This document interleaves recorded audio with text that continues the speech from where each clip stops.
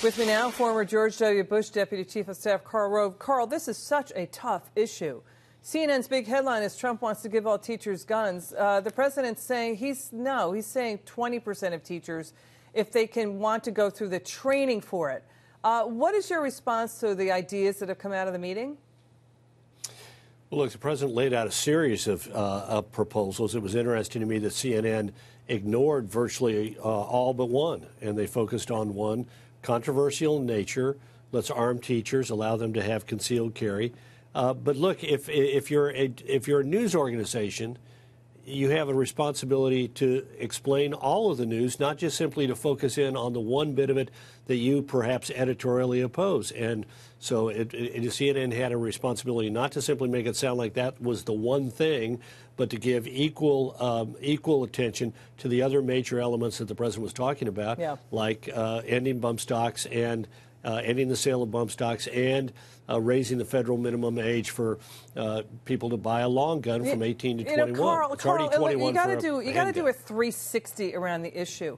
Some in Hollywood produce violent movies. They produce violent virtual reality video games where kids get denatured about the humanity behind the target.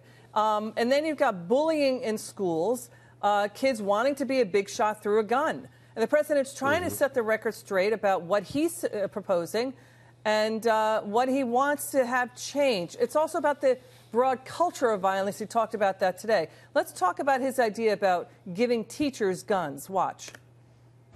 These are experts. These would be people that actually would want them. And it would be a small percentage, but it would be a lot of people. And once you do this, you will have a situation where all of a sudden this horrible plague will stop.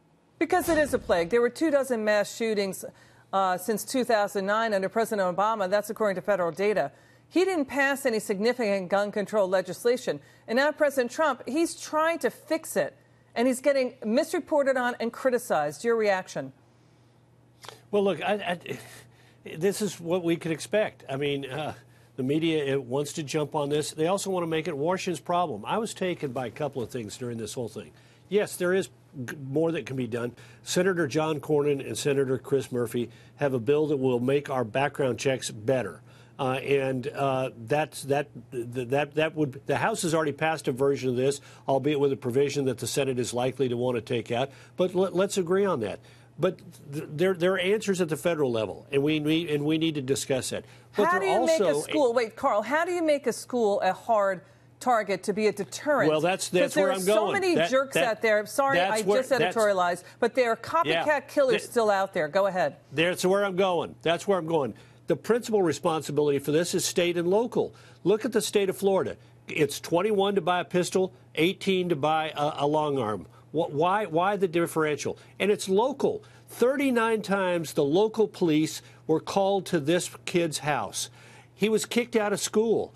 I was taken by a piece that appeared in the Wall Street Journal from the former police superintendent in Boston who said, if we had this happen in Boston, the school and the police department would have worked together to surround this kid before it was too late. So I admire the people in Parkland saying we want Washington to work, but I'd be looking at home, too. Why is it that it took, well, there was an armed police security guard in the building? Why wasn't that guard drawn into this quicker? Why did it take 39 times and no action for the local police to be called to this troubled youth? Why did the FBI tip line break down? Why did the school, when they kicked him out, not have a process in place to notify the local police so that if he popped up on their radar 39 times, something was done about it? So, Karl, a lot of things need to be done, but not all of this is on the president's plate. A bunch of it has to be done in the state and local level. And, Karl, people are watching that CNN town hall, and critics are saying it felt like a lynch mob there.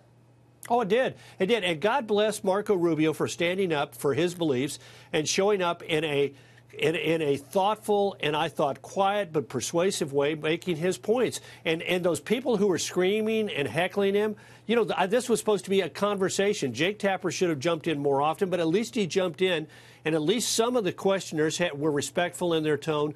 And, this was a lynch mob, and Marco Rubio showed a lot of political courage by showing up and standing true to his values and explaining what he believed. This question of are you going to accept any more NRA money, with all due respect, that's like saying after every crisis, let's, are you going to accept money from somebody whom we can blame on this? That wasn't useful at all. That's not constructive to getting an answer.